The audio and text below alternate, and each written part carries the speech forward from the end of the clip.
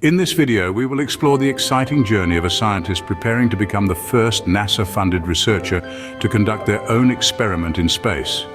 The scientist, whose name is not mentioned in the article, is making history by being the first to conduct a NASA-funded experiment in space. This groundbreaking opportunity opens up new possibilities for scientific research and discovery. The experiment will take place aboard the International Space Station, providing a unique environment for the scientists to conduct their research.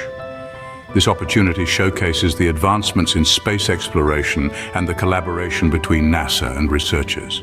The experiment aims to study the effects of microgravity on a specific biological process, which could have significant implications for various fields of science. By conducting this experiment in space, the scientist hopes to gain valuable insights that would not be possible to achieve on Earth. The article highlights the meticulous preparation and planning involved in conducting an experiment in space. From designing the experiment to ensuring its successful execution in a microgravity environment, every detail is crucial for the success of the research. This historic moment marks a significant milestone in the field of space research and opens up new possibilities for scientists around the world.